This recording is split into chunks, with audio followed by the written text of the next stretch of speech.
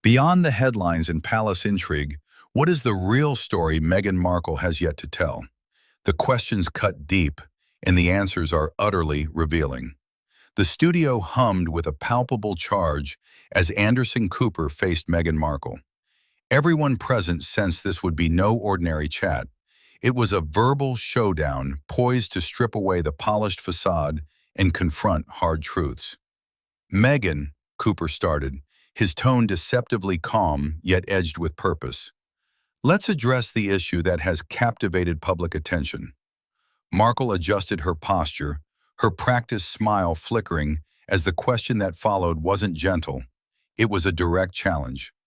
You've leveled grave accusations regarding racism and neglect within the royal family, yet a persistent question remains. If the situation was so dire, why speak only after your departure? A flicker of tension crossed her eyes. She had braced for tough inquiries, but this one struck a chord, and she drew a steadying breath. Anderson, I believe that frames the situation unfairly, she responded, a defensive note entering her voice. Within that institution, there are strict protocols. There's a prescribed way of handling matters.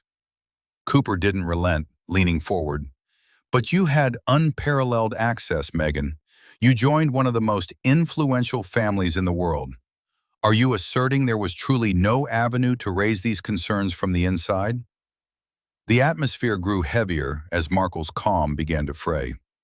It's far more complex than that, she countered, frustration seeping through.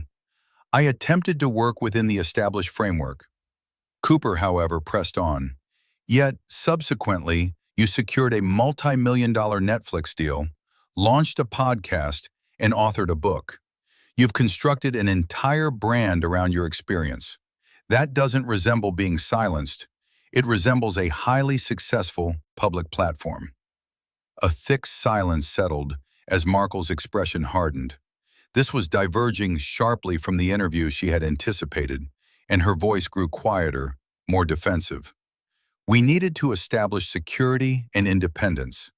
Our financial support was withdrawn, we faced serious threats, and we had a son to protect. What alternative did we have? Simply vanish? Cooper remained unflappable, his gaze steady. But you weren't without considerable resources, were you? You had your own successful career, and Harry had his inheritance.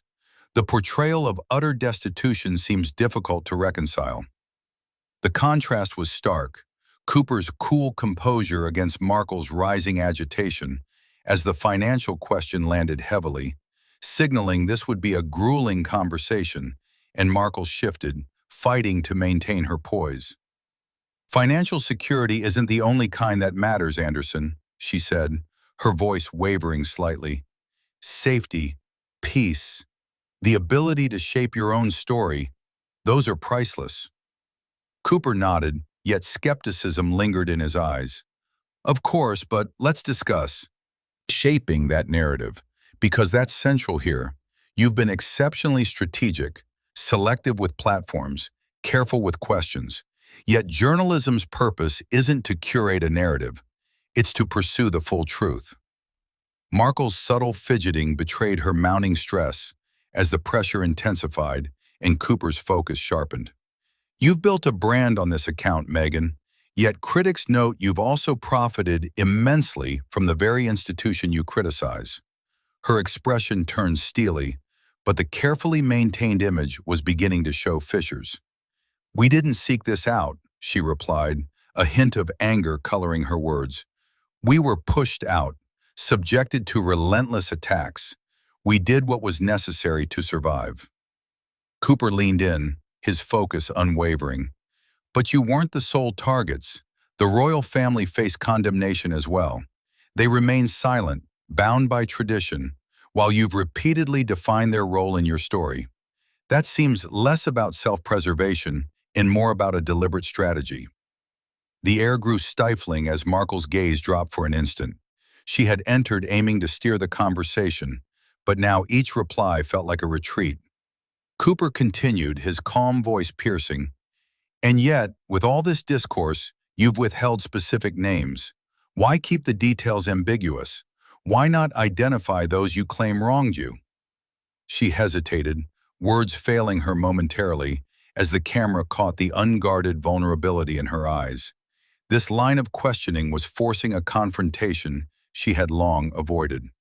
The studio was utterly still, the gravity of the moment suspended in the quiet, as Meghan Markle sat rigid, grappling for a response. This was no longer a managed dialogue. It was a confrontation she was losing. "You've made severe allegations," Cooper pressed, his tone incisive. "Accusations of racism and denied support. Yet no individuals are named. Why leave it so open to interpretation?" Her grip tightened on the chair. "It's not straightforward, Anderson," she said, her defensiveness rising. "There are real people involved, people I still respect. You can't casually name names without considering the repercussions." His gaze held firm. "But you've already cast a shadow over them. You've made these claims publicly, and now, when asked for clarity, you cite protocol. You've impacted reputations without allowing a direct defense." The strain was becoming unbearable as Markle's face constricted, the polished veneer threatening to shatter. "I never intended to cause harm," she said, a tremble in her voice. "But the reality is, we were treated differently. I spoke out to protect my family, and I stand by that." Cooper moved closer, his delivery precise. "You've asked for belief in a narrative without providing substantiating details. The public deserves facts. Truth isn't conditional. Either you were mistreated or you weren't. Either you were silenced or you weren't. Currently, you're presenting a story without the evidence to support it." Her confidence visibly wavered under the onslaught. Cooper wasn't just questioning, he was deconstructing. Markle took another deep breath, attempting to reclaim footing. "You cannot comprehend the pressure, Anderson, the constant scrutiny, the twisted narratives. This was about survival and safety for my family." His rebuttal was swift and dispassionate. "Yet you didn't merely exit to seek safety. You left to build a new life centered on this narrative. And now you resist providing specifics. What about the full truth is so threatening?" Anger flashed in her eyes, but the walls were closing in. The relentless inquiry had her cornered, struggling to uphold the story she had crafted. The confrontation had reached its peak as Meghan Markle was visibly shaken, her defenses crumbling under Cooper's methodical examination. "You entered the royal family with awareness of its demands. The scrutiny, the tradition, the sacrifice," Cooper stated, his quiet authority filling the room. "Why then express shock when it proved difficult? You made a choice. Now you seek empathy for the consequences of that choice." Markle flushed, steadying herself. This question challenged the very foundation of her victim narrative, reframing her decisions as active choices.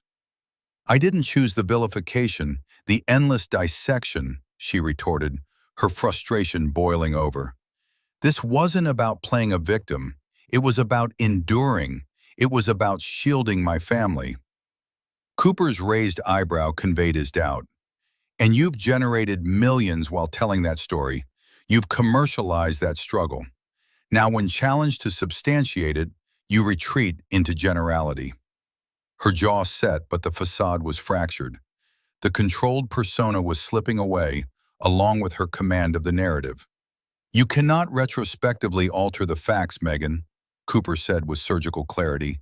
"The institution didn't compel you to speak. You opted to. You chose to share your version. Now, when asked for accountability, you expect trust without transparency. Why?" Markle's composure finally broke. The reality was inescapable. She had built this narrative and was now being held to account for it. I felt I had no other option," she whispered, her voice cracking, her eyes downcast. Cooper's response was immediate and unyielding. "Silence was an option. A private life was an option. You selected a different path.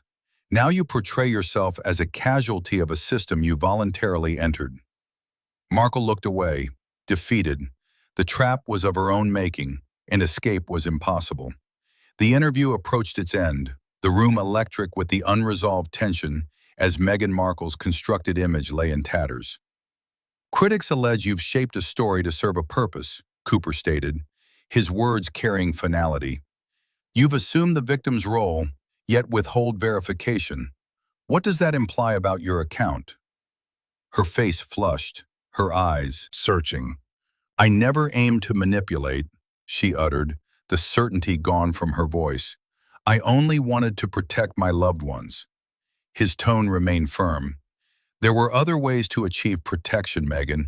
Instead, you chose to dismantle a centuries-old institution and a family without providing concrete evidence. The weight of his statement suspended time itself, as Markle sat in silent realization. The battle was over. She had come to control the narrative and had instead been exposed by its inconsistencies. With a final, exasperated sigh, Markle stood, removing her microphone. This is over, she muttered. Cooper stayed seated, poised, watching her exit, and with that, the truth remains just out of reach. What's your perspective? Was Meghan Markle's scrutiny warranted, or did Anderson Cooper overstep? Share your thoughts below.